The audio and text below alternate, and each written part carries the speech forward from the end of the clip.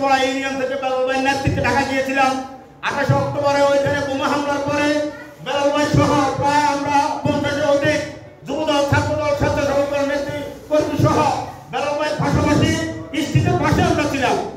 আমরা এরপর দিক নির্দেশনা কোনো কিছু না পাই বেলাল ভাই আমার পাসপোর্ট যারা গণিত আমাদেরকে নিয়ে গেছে। প্রায় এখানে 7 দিক থেকে হামলা হওয়ার পরে আমরা একটা অবস্থান করার পরে শান্তি বাবার মার্কেট দিয়ে অনেক কষ্ট আমরা বেলাল ভাইকে এখানে পার করার পর আমি আমার যুবদল, স্বেচ্ছাসেবক দল, শ্রমিক দল সহ আমরা এর পর 6টা পঞ্চায়েত আমরা ওখানে আবার মিছিল করেছি দত্তপাড়া ইউনিয়নের সদস্যকে। সংগ্রামী নেতৃবৃন্দ 27 অক্টোবর আমাদের যুবদলের শহীদ জামাল সহ অনুষ্ঠান করে আমরা 29 অক্টোবর খবর পাই ওনারা গাজীপুর কারাগারে আছে। আমার সহযোগিতা বন্ধু সোহাগ সহ আমার মধ্যদিয়ে থানা যুবদলের যুগ্ম আহ্বায়ক সোহাগ সহ আমরা অনেক কষ্ট এখানে যাই, ওদেরকে ভূমি পাই। প্রায় সন্ধ্যা